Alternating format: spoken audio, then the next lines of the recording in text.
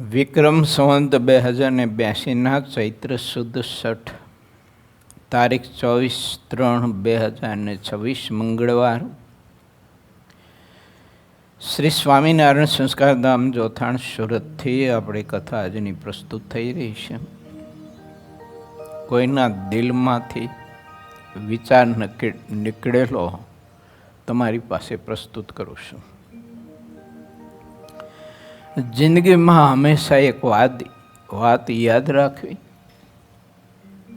દરેકને તમે સમજાવી નહીં શકો અને દરેક તમને સમજી નહીં શકે. બહુ અદ્ભુત વાત છે.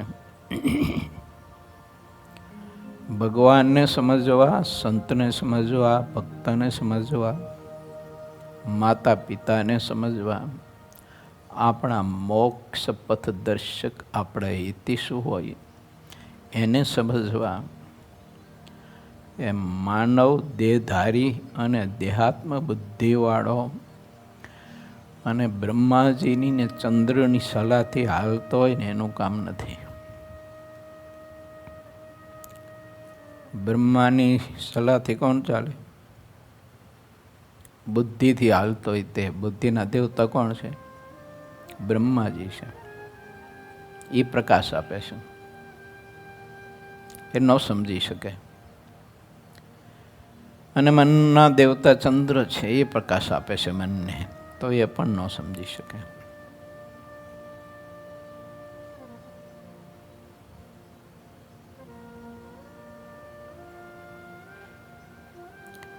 માટે આપણે વિચારવું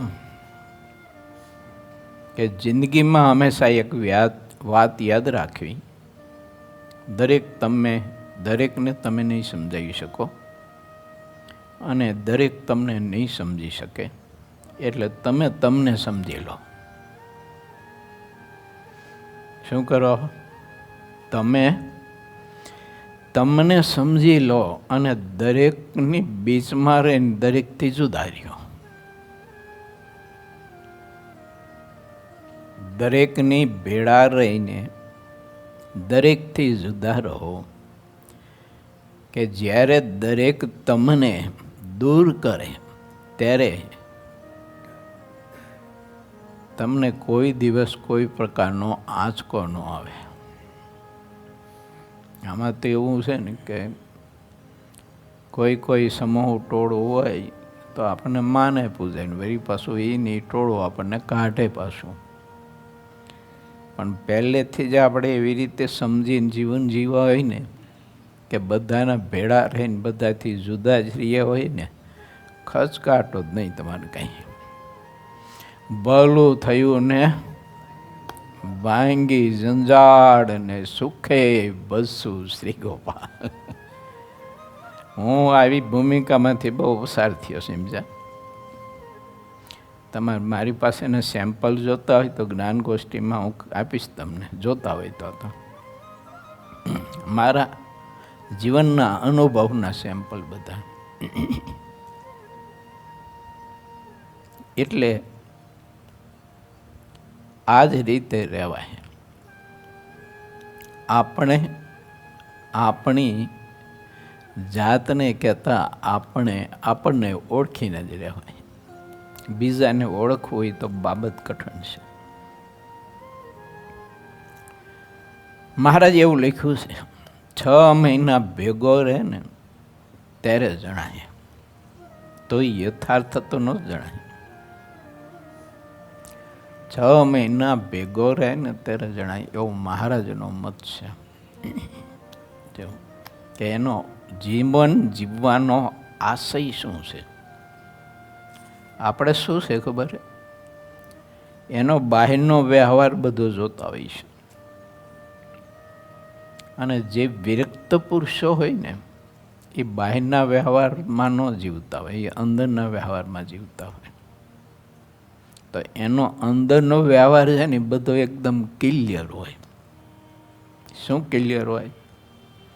કે એ પરમાત્મા માટે જીવતો હોય અને પરમાત્માનો એકનો જ ભરોસો હોય એને. બાકી પોતાની જાતનો પોતાનો ભરોસો ન હોય. આટલી ઊંચાઈ હોય.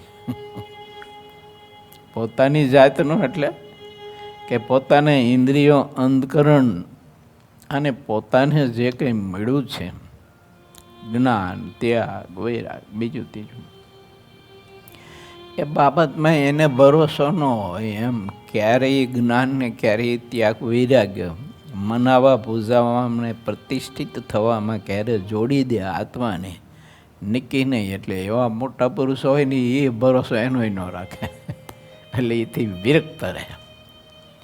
જો ભગવાન ગમે તેવું આપ્યું હોય ને તો એ પ્રતિષ્ઠિતમાં મનાવા પૂજાવામાં તો કોઈ દિવસ છે ને ભગવાનને દાદ ન દે, બીજાને કોને દે?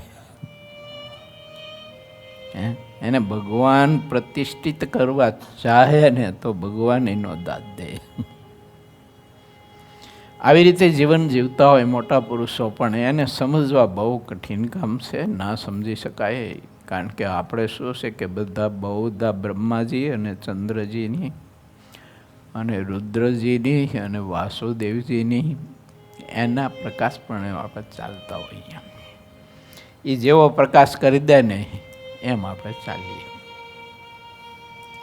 માટે વિચારીએ ને, જો સંત પ્રકાશ આપે અને સંતના પ્રકાશે જો આત્મા ચાલે ને, તો એને કોઈ તાકાત કે શક્તિ એવી નથી કે પરમાત્મા સિવાય બીજું એને પ્રધાન કરાવી શકે. કશું જ ન કરાવી શકે. પણ સંત પ્રકાશ આપે એ પ્રકાશે ચાલવું કામ કઠિન છે. મજાની અદ્ભુત છે. તમે કોઈને સમજાવી નહીં શકો અને તમને કોઈ સમજી નહીં શકે. આવું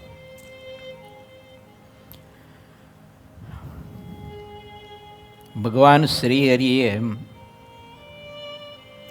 પિંગળસિંહ ચારણની સાથે સંવાદ બહુ મધુર કર્યો.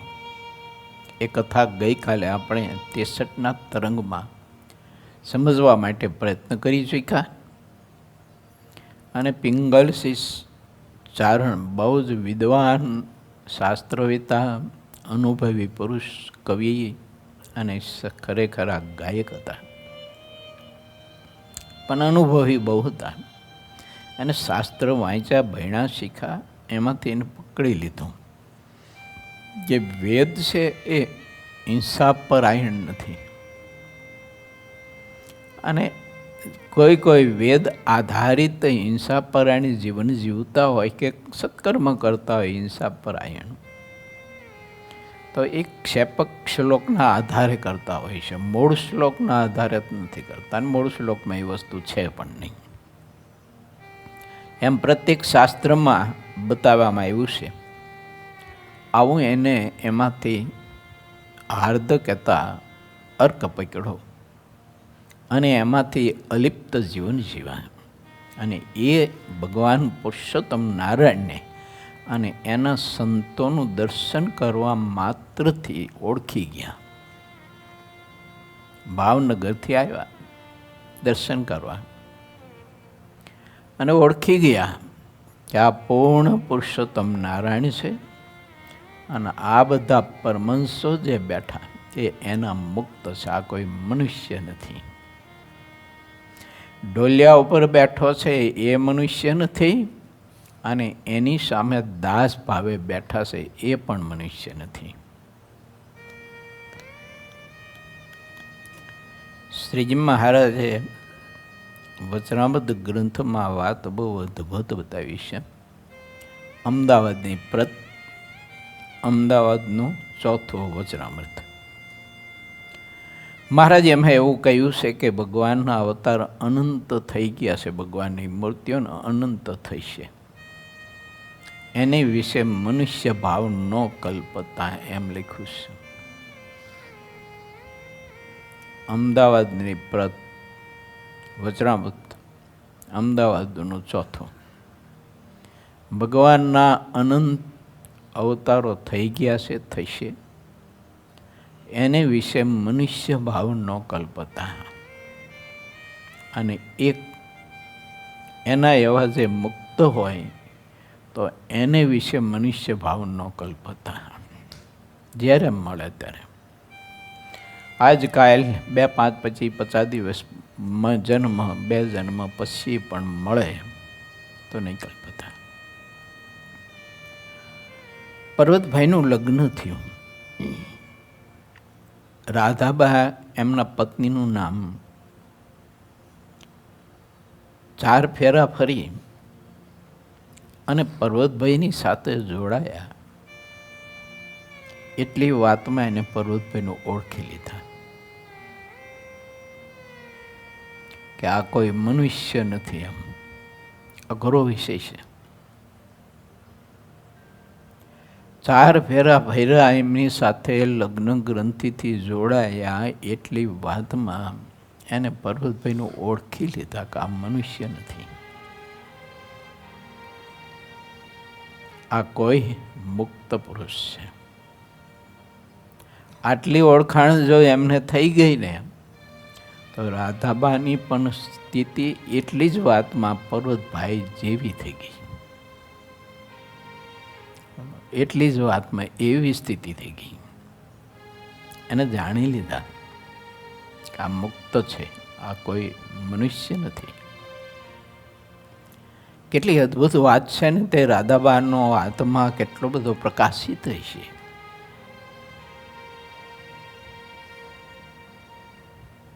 આ વાત તો બહુ અઘરી છે. આપણે આખી જિંદગી એવા મુક્ત ભેળા રહીએ તો પણ ન આપણે સમજી શકીએ. તો પછી પર્વતભાઈ બધું જ રાધાબાનું ધાર્યું કરવા દીધું હોય છે,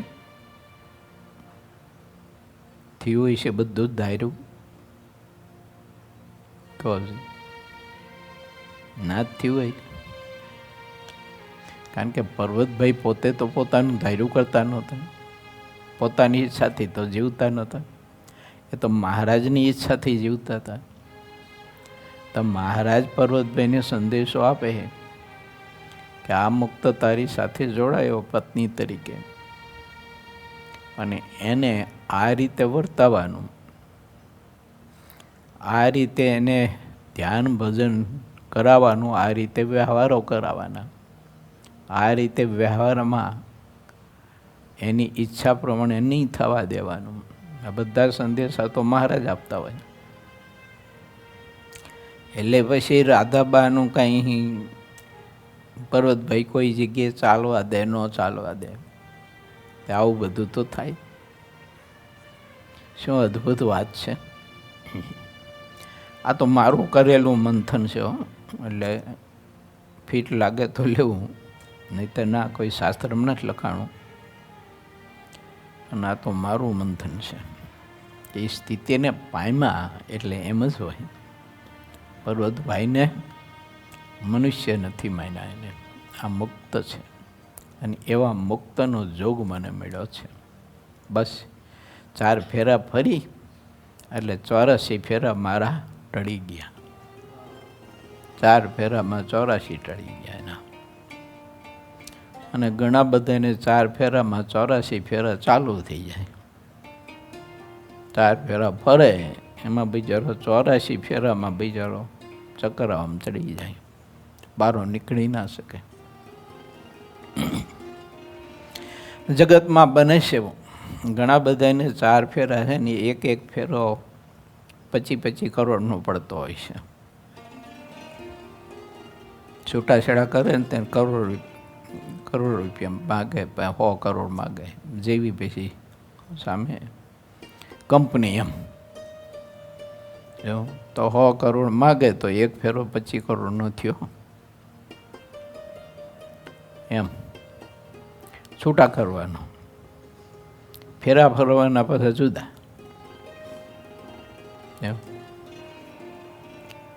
એટલું મોંઘું છે એમ આ જગતમાં બધું. પણ સસ્તામાં સસ્તો જો હોય તો ભગવાન, અને સસ્તામાં સસ્તા હોય તો ભગવાનના મુક્ત પુરુષ. બસ એની સાથે આપણે જોડાઈએ એટલે મારું ને તમારું કામ પૂરું થઈ જાય.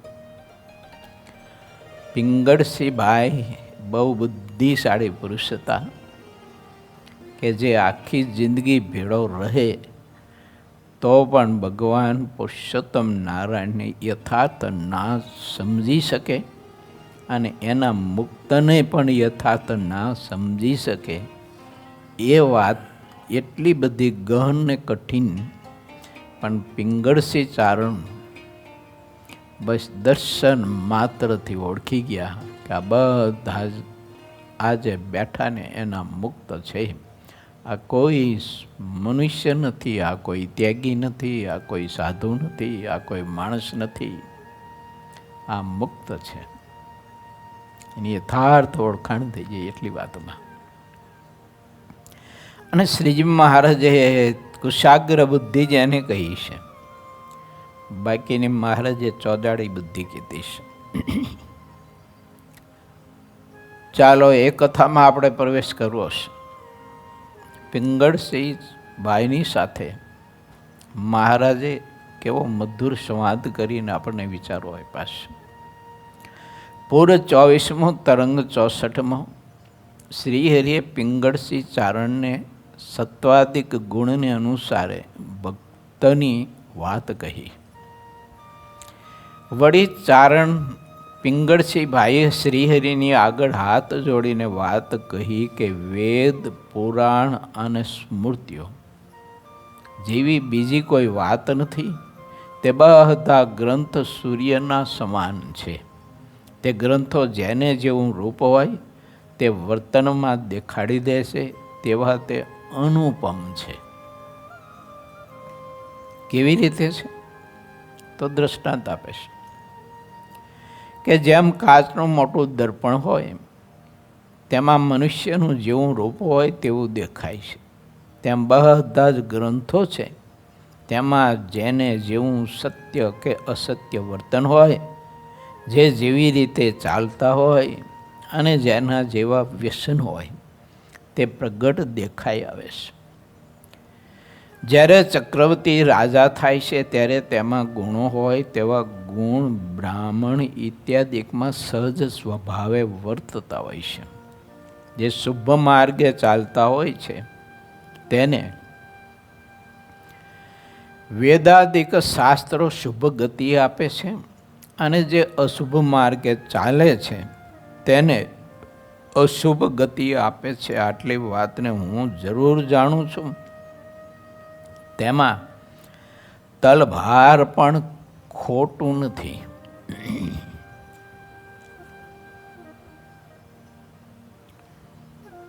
માણસમાં અનેક પ્રકારના વ્યસન હોય છે. અમુક વ્યસન દેખાય એવા હોય, અમુક વ્યસન દેખાય નહીં, પણ એ વ્યસન દેખાતા હોય ને એ વ્યસન કરતાં ખતરનાક હોય. આ થોડીક વાતો ઊંડી છે, લાઈ જતું હોય ને એટલે ન કહેવાય. ઊંડી વાત મને યાદ કરજો તો જ્ઞાન ગોષ્ઠીમાં કહીશ તમને. અમુક વ્યસન એવા ઊંડા હોય છે, ગુપ્ત વ્યસન હોય છે કે જે જાહેર વ્યસન આપણને દેખાય એવા હોય ને એના કરતાં ખતરનાક હોય છે. અને એની જિંદગીને, એની આરાધનાને, એની તપસ્યાને, એના સત્કર્મને બધું બાળીને ખાક કરી નાખે ને એવા વ્યસન હોય છે. માટે ભગવાનના ભક્તે પોતે વિચારવું કે મારામાં કોઈ વ્યસન નથી ને એવું, કે જેણે કરીને કરેલું સત્કર્મ બધું ભસ્મીભૂત થતું નથી ને. આ ઘણી વાર જો પરીક્ષિત મહારાજાએ સત્કર્મ બહુ કર્યા, યજ્ઞ બહુ કર્યા, મોટા મોટા બ્રાહ્મણોને, હજારો બ્રાહ્મણોને મનમાની દક્ષિણાઓ આપે.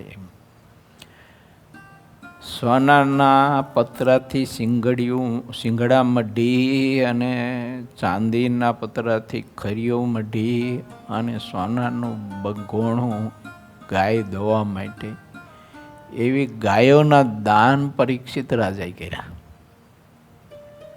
એવું બહુ હજારો ગાયોના દાન કર્યા, એવું ભાગવતમાં છે.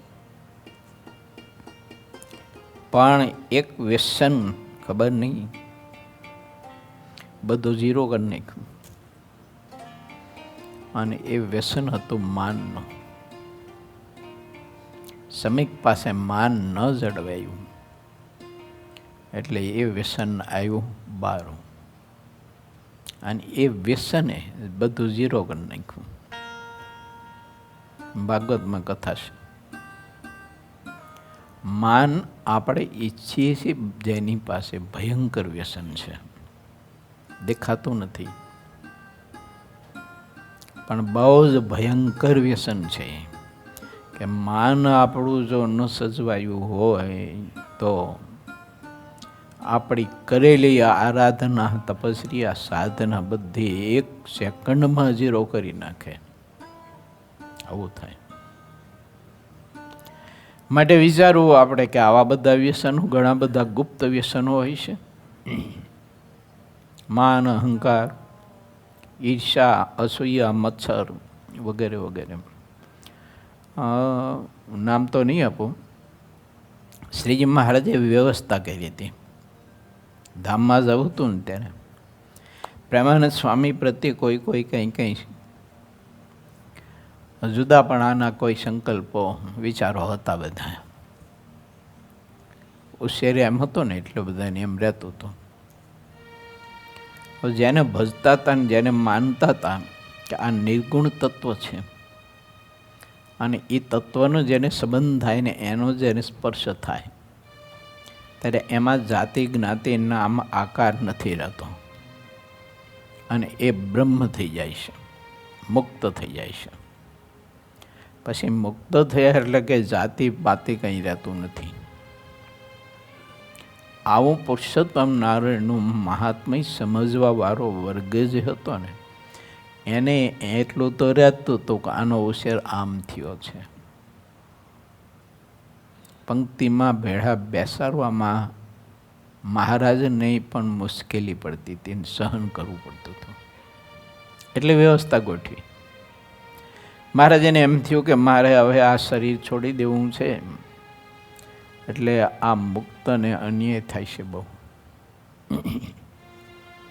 મહારાજે વ્યવસ્થા ગોઠવી કે ગોપીનાથજી મહારાજનો થાળ રોજે રોજ પ્રેમાનંદ સ્વામીને આસને આપવાનો.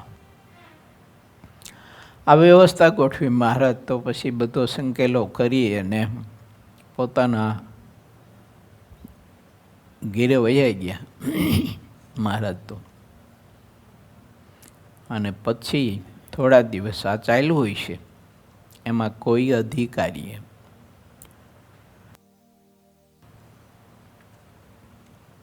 પ્રેમાનંદ સ્વામીના આસાને થાળ જતો બંધ કર્યો. એને જમવું હોય તો આવે પંક્તિ કે અહીંયા થાળ બાર ન જાય, બંધ કરાયો. જીવવા લાડુવાને ખબર પડી, એના દિલ બહુ દુભાયા. મહારાજની ગોઠવેલી વ્યવસ્થા એમાંય આને પથ્થરો નાખ્યો. એના માન, બુદ્ધિ, સત્તાના અહંકારને, સત્તાના પદના અહંકારને લઈને આ બહેનોના દિલ દુભાયા ને પહેલા સત્તાધીશને બહુ ભોગવવું પડ્યું, બહુ ભોગવવું પડ્યું. આ ઇતિહાસ પ્રસંગ છે આપણા સંપ્રદાયમાં. આ વ્યસન કહેવાય, અહંકાર, જબર ભયંકર વ્યસન. આ બધું ઝીરો કરી નાખે તમારે. બીડી, તમાકુ, સિગરેટ છે ને એ દેહને ડેમેજ કરે, દેહના કોષને જેમ ડેમેજ કરે, ખતમ કરે, પણ આત્માને ખતમ ન કરે વ્યસનો. આ બધા બીડી, તમાકુ બીજાથી છે, પણ આ આત્માનો નાશ કરી નાખે. એટલે બહુ ભયંકર વ્યસન કહેવાય. ઠાકોરજીએ આપણને કાંઈ જો અધિકાર પદ આપે ને તો મારી તો વિનંતી છે, આગ્રહ દુરાગ્રહ નથી, પણ એક દાસ તરીકે વિનંતી છે કે ઠાકોરજી કંઈક પદ આપે ને આપણને તો દાસાનો દાસ થઈને અંદરથી રહેવું. ઉપરથી દાસાનો દાસ બતાવો ને અંદર આપણે રાજા થઈને રહેવું, એમ ડબલ જીવી નહીં, સિંગલ જીવી. દાસાનો દાસ થઈને કોઈ પદ આપે તો. અધિકારથી મોક્ષ નથી. મહારાજને મહારાજના મુક્તના સંબંધથી મોક્ષ છે. હું મેનની દ્રષ્ટિ શું ગુરુકુળનો, ધાંગધ્રા ગુરુકુળનો અને અહીંનો, તો એનેથી કંઈ મારો મોક્ષ થાય છે એવું કંઈ મારે માની ન લેવાય, થાય નહીં. એનો અહંકાર લઈને હું ફરતો હોય તો ક્યાંથી મોક્ષ થાય મારો? એ તો વ્યવસ્થા છે. મોક્ષ તો મારો ત્યારે જ થવાનો કે સંતો, હરિભક્તો, પાર્ષદો, સાધકો જે ભગવાનના ભક્ત હોય એનો દાસ થઈને જો હું રહું તો મારો મોક્ષ થવાનો. આ અધિકાર કંઈ અક્ષરધામ અપાવી દે એવું નહીં માનો. એ તો વ્યવસ્થા છે. આ પરમાત્મા કાંઈક જો આપણને કોઈ અધિકાર આપે ને તો એવી રીતે રહેવું એમ. આ તો વ્યવસ્થા છે, આનાથી મોક્ષ નથી. હા, એક વાત ખરું, ધ્યાન ન રાખીએ તો તે અધિકાર મોક્ષ બગાડે ખરો. તે અધિકાર મોક્ષ બગાડે ખરો, પણ મોક્ષ કરી ન શકે. મોક્ષના દાતા તો બે જ બતાવ્યા છે મહારાજે. મધ્યના 59માં મોક્ષના દાતા બે જ બતાવ્યા છે, ત્રીજો બતાવ્યો નથી.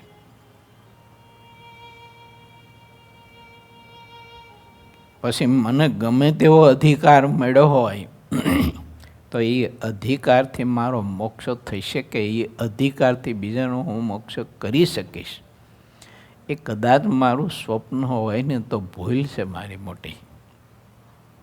ન થાય કેમ કે બે જ બતાવે છે મહારાજ હતો, પ્રગટ ભગવાન અને પ્રગટ ભગવાનના સંત, બે જ મોક્ષના દાતા બતાવ્યા છે. ત્રીજો છે જ નહીં. જો હોય તો બતાવ્યો હોય મહારાજે. જો તો મધ્યના 59માં 3 વાત લખે જ મહારાજ કે મોક્ષના કારણ 3 છે: ભગવાન, સંત અને અધિકાર. આ 3 છે મોક્ષના કારણ, એમ બતાવે છે. એ નથી બતાવ્યું.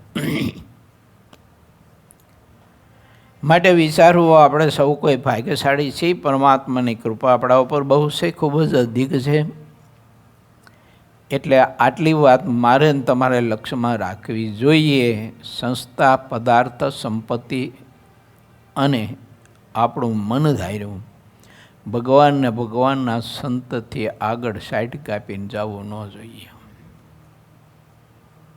એને પાછળ રાખવું, આગળ નહીં.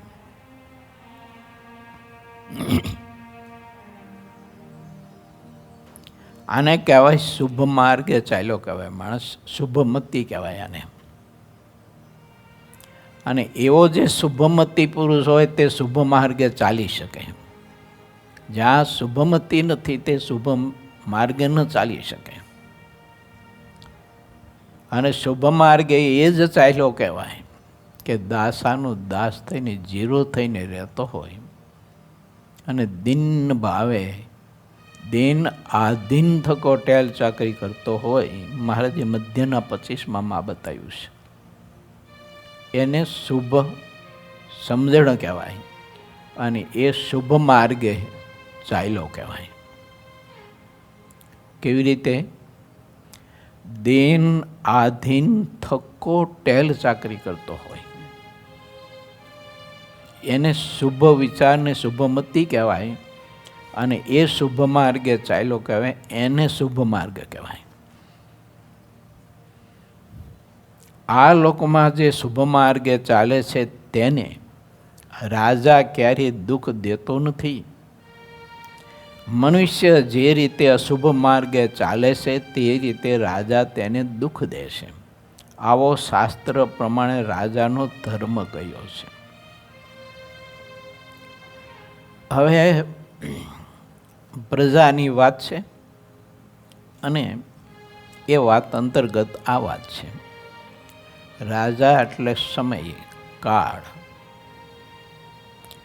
રાજા એટલે આપણા કર્મનું ફળ દેનારો પરમાત્મા.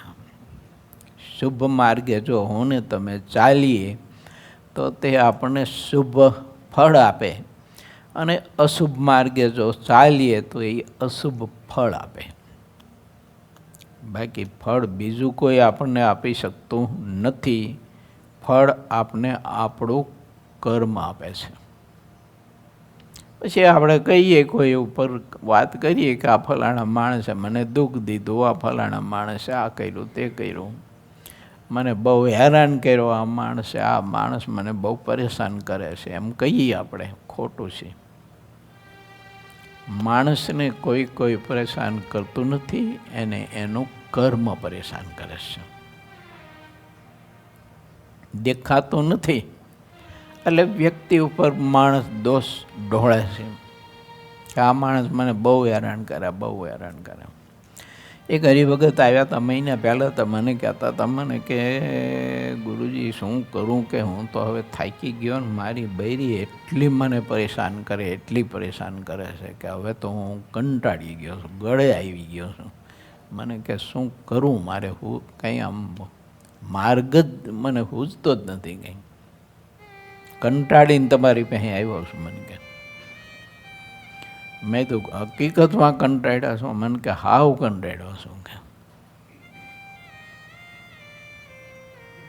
આમ કેમ થતું છે? મને કે હા. મેં તો પૂછો છો તો કહું, મેં તો આપણું કર્મ, આપણું કર્મ. મને કે એમ કેમ? મને કે હું કેટલી ભક્તિ કરું છું, નિયમિત મંગળા કરું છું, રોજ 1 કલાક ધ્યાન કરું છું, ભજન કરું છું, 10મો ભાગ ચોખ્ખો કાઢું છું, પુણ્યદાન કરું છું. એવું કર્મ કંઈ કર્યું જ નથી મેં તો તમે આગલા જન્મે કર્મ કરેલું છે. આગલા જન્મનું કરેલું કર્મ તમને ખબર નથી. અને આગલા જન્મે કીધું તમે જેને પરેશાન કરી અને માનસિક ત્રાસ આપેલો છે ને, એ જ માનસિક ત્રાસ આજે તમે ભોગવી રહ્યા છો. તમારું કર્મ આપે છે. તમારી પત્ની તમને પરેશાન નથી કરતી. સત્ય છે આ વાત, આમ જ બદલાવી ન કહી શકાય ને. તો પછી મને કે શું કરું? મેં તો આમાં બીજું ન કરાય, ભગવાનનો આશ્રય સ્વીકારાય. મને કે ભગવાનનો આશ્રય તો છે જ, કે સ્વામિનારાયણ ભગવાનની તો ભક્તિ કરી છે. મેં તો આશ્રય સ્વીકારાય. 4-5 વખત મેં કીધું, મેં ભગવાનનો આશ્રય સ્વીકારે, પણ ઓલાને કંઈ પ્રકાશ થાય નહીં. એટલે મને કે હું કહેવા માગો તમે? મેં તો અમારે ભેગા આવતા રહો એમ કહેવા માગું છું. તમે નિર્ભય તરત જ તમારું કર્મ બદલાઈ જાય, ને બદલાઈ જાય. દેવાનંદ સ્વામી લખ્યું છે, અતિ મોટા પુરુષને આસરે રે. લખ્યું કે ન લખ્યું? મેં તો હું મોટા પુરુષ છું એમ નથી કહેવા માગતો, પણ ભગવાનના સંતના ચરણે જાઓ, તમારું કર્મ બધું છે ને 0 થઈ જાય. અને તમારી પત્ની આ ધરતી ઉપર બ્રહ્મા જેટલી આયુષ રાખીને જીવે તો તમને દુઃખ ન દઈ શકે. ભગવાનના શરણે જ આવવું જોઈએ. કીધું સિદ્ધાંત છે ગીતાજીનો, સર્વ ધર્માન પરિત્યજ્ય. મેં કીધું તમારો મનનો માનેલો ધર્મ છોડવો પડે. કીધું તમે મનથી માની લીધું છે કે આ મારી પત્ની છે, ત્યાં સુધી તમે દુઃખી થવાના. જે દિવસે તમે છેડો તોડી નાખો, છોડી નાખો કે અમારી પત્ની નથી, મારે એની સાથે કંઈ લેવા દેવા નથી, એ તમને પીડા આપી જ ન શકે, દુઃખ આપી જ ન શકે. જ્યાં સુધી મોહના તાતણા તમે જ્યાં સુધી ત્યાં જોડાયેલા રાખો ત્યાં સુધી તો એ પીડા તમને કર્મ પૂર્વનું છે તો ભોગવવું પડે. કર્મના ફળથી મુક્ત થવું હોય તો વાર તો કાંઈ નથી. પરમાત્માનો આશ્રય સંત એવા હોય, એનો આશ્રય બસ સ્વીકારી લેવું. તો મને કે આશ્રય તો છે જ, હવે તમારી પાસે તો કંઠી બાંધેલી છે. મેં કીધું એ તો બરાબર છે. મેં કીધું કંઠી બાંધો એટલે આશ્રય થઈ ગયો એવું માનો તમે કીધું? એવા તો હજારો કંઠીઓ બંધાવતા હોય છે. તો એ બધા કંઈ સંતના આશ્રિત થઈ ગયા એવું માનો છો? એવું નથી. વર્તમાન તો એણે ધરાવ્યા કહેવાય, આશ્રિત તો એ થયો કહેવાય કે સંતની મરજીમાં ને એની ઈચ્છામાં પોતાની ઈચ્છા વિલીન કરી નાખી હોય એને વર્તમાન ધારણ કરાવ્યા કહેવાય. અને એ વર્તમાન એવી રીતે ધારણ કરે ને એને કોઈ ઉપાધિ, કોઈ કર્મ, કોઈ ફળ કર્મનું, અસત્કર્મનું પણ ન આપી શકે દુઃખ એને. શા માટે ન આપી શકે? તો કે એ પરમાત્માના સત્પુરુષ પરમાત્માના સંબંધમાં અખંડ છે. અને પરમાત્માના સંબંધે કરીને એ નિર્ગુણ છે. તો એનો સંબંધ પામેલો આત્મા પણ નિર્ગુણ થઈ જાય એટલે એને કોઈ ઉપાધિ જ નથી રહેતી. મને કે એવું હોય, મેં કીધું એવું હોય કીધું આમાં તો એ તો સારું કે અઘરું છે. તો પછી મેં કીધું હવે અઘરું હોય તો પછી તમારા ઘરને હેરાન કરે છે બરાબર છે, થવા દો ને કીધું, એમના ડોટાવી જાઓ. મને કે કેમ જીવવું? મેં કીધું જીવો છે એમ, અમે ક્યાં વેદ ભણવાની જરૂર છે, અત્યારે જેમ જીવો છે એમ જીવવાનું કીધું. એટલે કહે છે કે રાજા એટલે કર્મ એનો આપનારો. એવો ધર્મવાળો રાજા દિવસે દિવસે આગળ વધતો રહે છે અને તેના ઉપર ભગવાન પણ વારંવાર પ્રસન્ન રહે છે, જે કહી શકાતું નથી. જ્યારે ભગવાન પ્રસન્ન થાય ત્યારે જેટલું કરવાનું હોય તે બધું પૂર્ણ થઈ જાય છે. હા, પૂર્ણ શરણાગતિ સ્વીકારે ત્યારે આત્મા છે ને પરિપૂર્ણ થાય, ત્યાં સુધી ન થાય. આટલી વાતને જે રાજા જાણે છે તે રાજા સર્વોપરી કહેવાય છે. જ્યાં સુધી રાજા એટલી વાત રાજા થઈને પણ જાણતો નથી ત્યાં સુધી તે રાજા થયો તો પણ શું, તેની ક્યારેય કીર્તિ થતી નથી. કરોડો રૂપિયાની કિંમતનો મણી હોય તે જ્યાં સુધી જમીનની અંદર દટાયેલો રહે ત્યાં સુધી તેની એક બદામ જેટલી પણ કિંમત કહેવાય નહીં. મણી હોય તો પણ શું, દટાયેલો રહે ત્યાં સુધી મણી હોવા છતાંય પૃથ્વીની ભેળો જ ગણાય છે, એક પથ્થર જ ગણાય. હે મહારાજ, આપમાં અને આપના સંતો હરિભક્તોમાં સર્વોપરી ગુણ વર્તી રહ્યા છે. જેટલી સત્ય વાત છે તે બધી અત્યારે અહીં રહી છે. તેથી જ આને સત્સંગ એવે નામે કહેવાય છે. પિંગળસિંહભાઈ અદ્ભુત વાત કરી રહ્યા છે. આ પુરુષને કેટલું બધું જ્ઞાન હોય છે, વિચાર કરો. શાસ્ત્રમાં કેટલા બધા મહાપુરુષ ઊંડો ઉતરેલો હોય છે.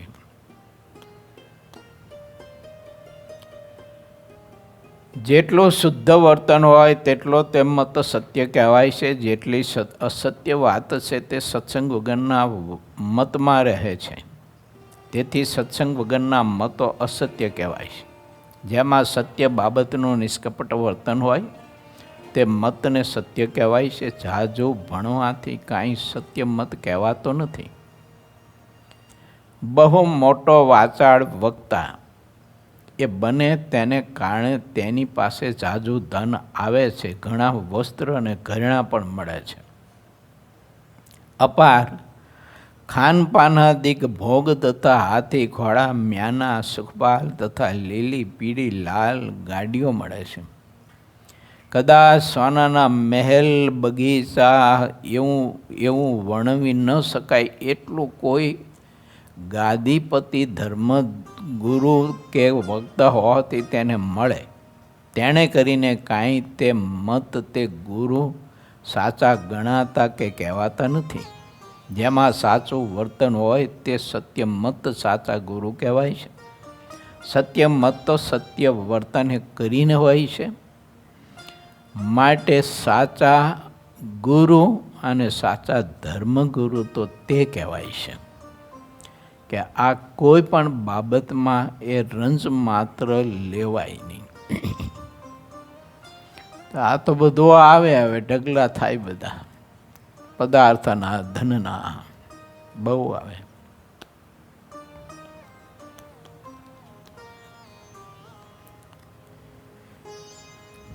અને બહુધા સમાજમાં છે ને લોકોની દ્રષ્ટિ આવી હોય આમ જ્યાં બહુ ઢગલા ધન સંપત્તિના અને મોટપના બધા થતા હોય ને એટલે એને બહુ મહાન મોટા મોક્ષદાતા માનતા હોય છે.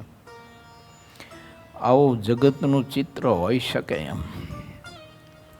પણ પિંગળસિંહ કવિ એમ કહે છે કે પ્રભુ મેં બહુ આવું જોયું છે કે કંઈક કંઈક ધર્માચાર્યો, કંઈક કંઈક ગુરુઓ, મઠાધીશો, કંઈક કંઈક રાજાઓ આવી ધન સંપત્તિ બહુ પામ્યા, પણ એ ધન સંપત્તિમાં બધા બદ્ધ થયા. નારીમાં બદ્ધ થયા, ધન સંપત્તિમાં બદ્ધ થયા, અને એ વિષયો ભોગવવામાં ને ભોગવવામાં પોતે પોતાનું કર્તવ્ય જે છે ફરજો તે બધી ભૂલી ગયા. અને લોકો પછી અમને ભગવાન તરીકે માનતા પૂજતા હોય એટલે એ વેમાઈ ગયા હોય કે અમારા થકી અમારા વચને તમારું કલ્યાણ જાઓ, તમે ગમે તેવો અધર્મ કરો તોય તમારું કલ્યાણ. આવું બધું પિંગળસિંહ કવિ છે ને એ નિરીક્ષણ કરી અને બિચારા છે ને જોઈ શક્યા, અનુભવી શક્યા. અને એટલે મહારાજ અને સંતોનો પ્રકાશ એને સાચો દેખાણો. આવું હૈયું ઠરે અને વિચાર સ્થિર રહે અને જીવ સ્થિત રહી શકે એવું તો આજે પિંગળસિંહ ભાઈ એમ કહે છે કે મને મળ્યું છે પ્રભુ.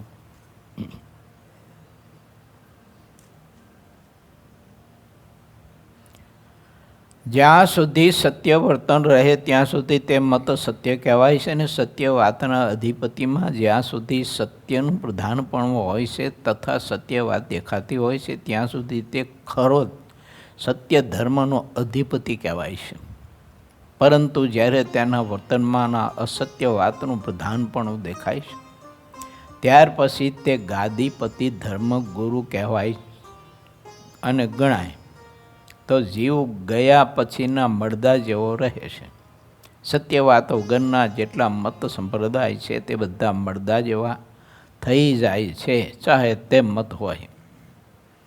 સત્સંગની વાત તો નિર્મળ અને દર્પણ જેવી છે. આપે સત્ય વર્તન કરીને જ બધા મુક્ત પુરુષોને ને કંઈક કંઈક મુમુક્ષુ આત્માઓને સાચું સત્ય ધર્મનું પ્રભુ તમે દર્શન કરાવ્યું છે અને સત્ય ધર્મનું તમે પ્રવર્તન કરી રહ્યા છો અને સત્ય ધર્મે સૌને તમે પ્રવર્તાવી રહ્યા છો. અમે સાગર જેવા સંસાર રૂપ કૂવામાં પાપને લીધે ડૂબી રહ્યા છીએ અને અનુપમ આ મનુષ્ય દેહને ખોટી રીતે ખોઈ રહ્યા છીએ. અમે અમારા પાપે કરીને આ સત્સંગ કરી શકતા નથી, પણ હે દયાળુ આપ જીવોના અનેક જન્મના દોષોને માફ કરો છો. જે મનુષ્ય જેટલો સત્સંગ નથી કરતા તે તેટલા પાપના ફળ જમપુરીમાં જઈને જરૂર ભોગવે છે, તેમાં કાંઈ ખોટું નથી પ્રભુ. કેમ? તો મેં દર્શન કર્યું છે કે મોટા મોટા મઠાધીશો અને મોટા મોટા ધર્માચાર્યો સત્સંગ ન કરી શક્યા. આવો પિંગળસિંહ શાસ્ત્ર આપ કવિ કહેજો. મોટા મોટા મઠાધીશો અને ધર્મગુરુઓ સંતનો સમાગમ ન કરી શક્યા. એટલે એનામાં કોઈ ભક્ત પણ ન આવ્યું. દર્પણ જેવી વાત છે. આ સિદ્ધાંત સામે લખ્યું છે ને એ પ્રસ્તુત કરવામાં જોખમ. આપણા બધાની વાત છે. ભક્તિના માર્ગે આપણે ચાલ્યા છીએ અને હવે જો સંત સમાગમ નહીં કરી શકીએ તો આ બધી જ પિંગળસિંહ ભાઈની વાત મને તમને જ લાગુ પડશે. હું કથા વાર્તા ગમે તેવી કરતો હોય, કથાઓ કરતો હોય, પણ હું સત્સંગ ન કરી શકતો હોય સંતનો, મન કર્મ અવચને કરીને આત્મસત્તા રૂપે થઈને, તો મારું કંઈ વક્તાપણું ને હું વક્તા થઈ ગયો એટલે મારો મોક્ષ થઈ જાય છે એવું કોઈ માનવાની જરૂર નહીં. એમ મુક્તાની સામે દર્શન કરાયું છે તે શ્રોતાને વક્તા બેવું સમજ્યા વિના હું લખ્યું પેટને અર્થે પુરાણી લખ્યું કે ન લખ્યું? શ્રોતાને વક્તા બેવું સમજ્યા વિના પેટને અર્થે પુરાણી રે. સત્સંગ કરવો પડે. એટલે ચાહે એટલે આપણે વિદ્વાન થયા, ગમે તેવા વક્તા થયા, આપણી કથા હજારો ને લાખો લોકો સાંભળતા હોઈએ, પણ આપણે કોઈની કથા સાંભળવી જોઈએ. સત્સંગ કરવો જોઈએ ને. કેમ કે બહુ કથા હું કરું તો પછી જોખમ વધતું જાય. બહુ હરિભક્તોને કથા વાર્તા કરું ને જોખમ વધતું જાય. ગુણાતીતાનંદ સ્વામી એવું કહેતા કે સાધુ મહિનો ગામડે ફરે સત્સંગ કરાવવા માટે, પછી સ્વામી કે અહીંયા અમારા ભેળા 2 મહિના રાખીએ ત્યારે સ્વામી કે બધું સરખું થાય. આવું ગુણાતીતાનંદ સ્વામી કહેતા હતા. કેમ કે ગામડે ફર્યા એટલે ઉપદેશ દેવાનો, બધા ગુરુ ગુરુ કરે, સદગુરુ કરે, સદગુરુ કે ઓહો સદગુરુ વધારો સદગુરુ, અને જે કંઈ બધા હોય એ લોકો માન સન્માન, ખાવાના પદાર્થ, રસોઈઓ, આ તે, આવો આવો સ્વામી પધારો, પધારો સ્વામી પધારો, આવો આવો, લ્યો આ તમે સોફા ઉપર બેહો, ગાડલા ઉપર બેહો.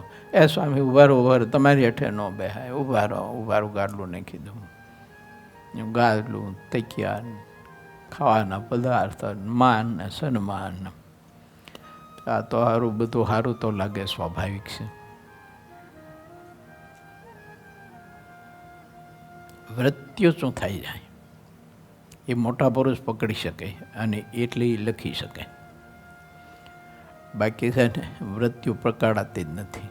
અંધકરણ કોઈ પકડી જાણી જ નથી શકતું. પુરુષોત્તમ કે હું એક જ જાણું છું. બાકી અંધકરણ કોઈને જાણ્યા એમ નથી આવતા. એટલે જોખમ ખરું.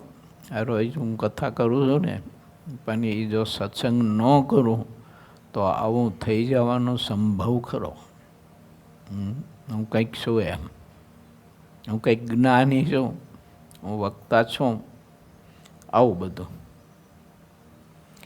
માટે સત્સંગ પ્રત્યેકને કરવો, શ્રોતાને વક્તા બધાને. એવા ભગવાનના ભાગવત અનુભવી સંત એનો સમાગમ જો કરે તો જ હરખું રહે, નહીંતર ન રહે.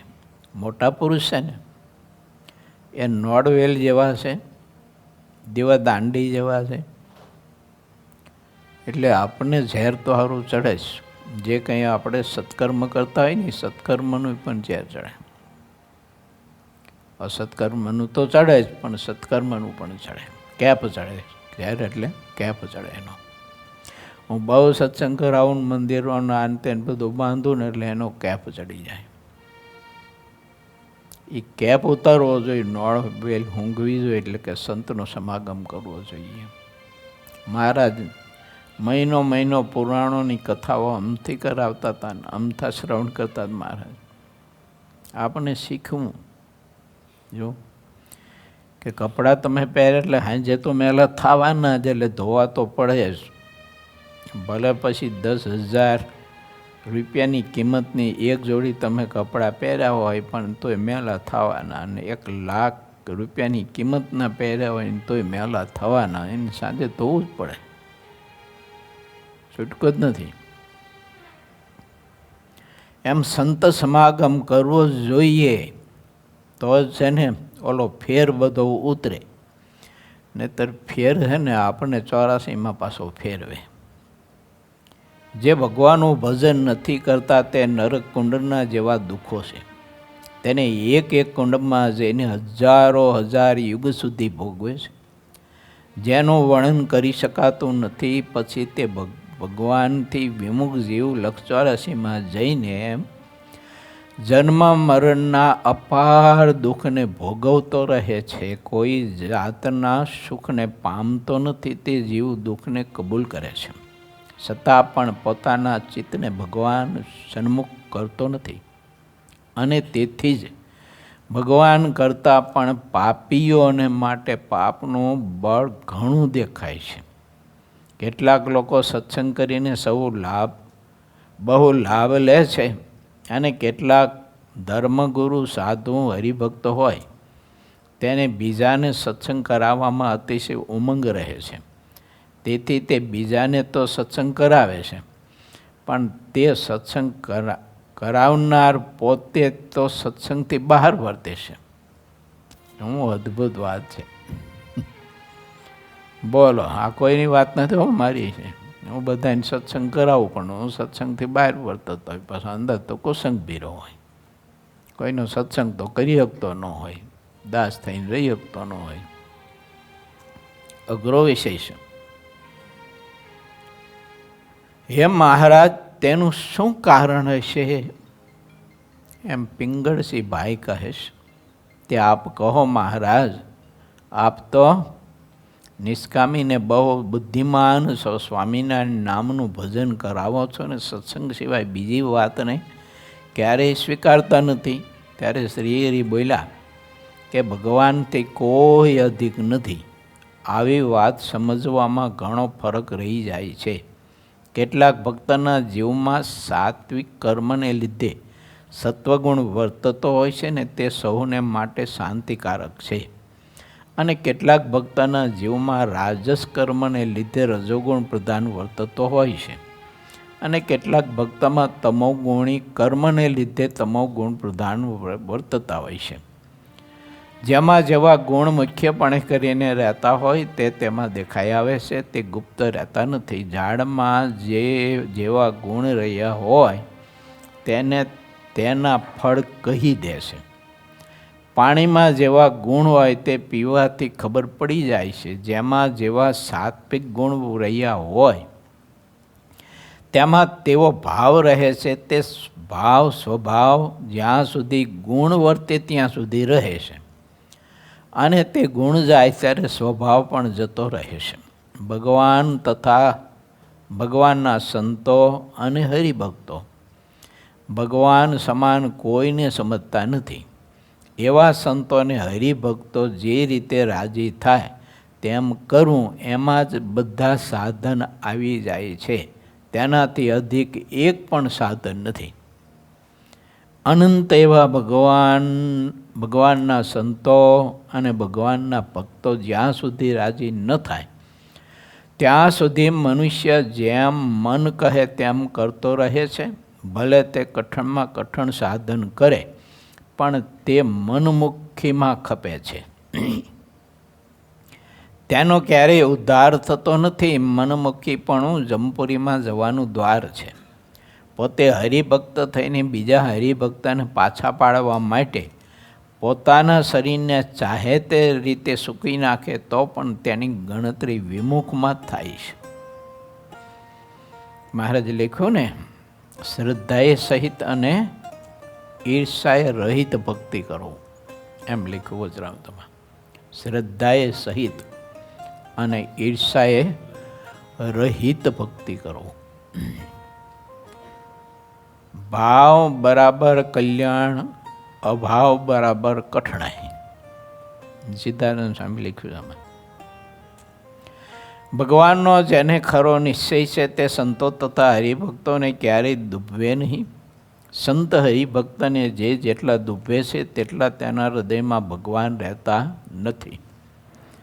જેના મનમાં સંતો અને હરિભક્તો ઉપર જેટલો ભાવ હોય તેટલા તેના હૃદયમાં ભગવાન આવીને રહે છે. ભગવાનનો સાક્ષાત્કાર કરવાનું દ્વાર તો ભાવ છે. ભાવ સિવાય બીજું કોઈ દ્વાર નથી એવું અમને દેખાય છે.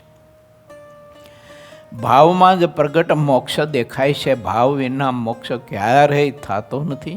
જ્યાં ભગવાન હોય ત્યાં સર્વે સાર રૂપ વાત હોય છે અને ભગવાન વિના બધો જ અસાર છે. જેને શુભ બુદ્ધિ છે તે વાત જાણે છે.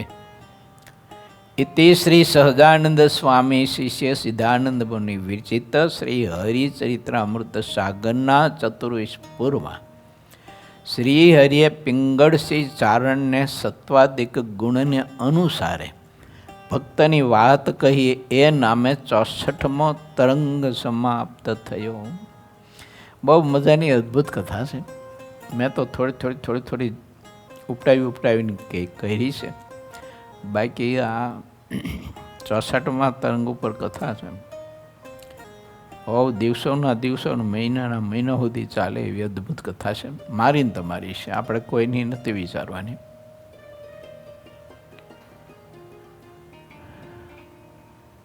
આપણે આપણા નિયંતા થવાનું અને આપણે આપણા પથદર્શક બનવાનું અને ભક્તિના માર્ગે ચાલવાનું. આપણે ભક્તિના માર્ગે ચલાવવાના. આટલું ભગવાનના ભક્તને કર્યા કરું, બાકીનું બધું છોડવું. શ્રીપતિમ સિદ્ધરમ સર્વદેવીશ્વરમ ભક્તિધર્માતુજમ વાસુદેવમ હરે માધવમ કેશવમ શ્રીકામદામ કારણમ સ્વામિનારાયણમ નીલકંઠમ ભજે સહજાનંદ સ્વામી મહારાજની.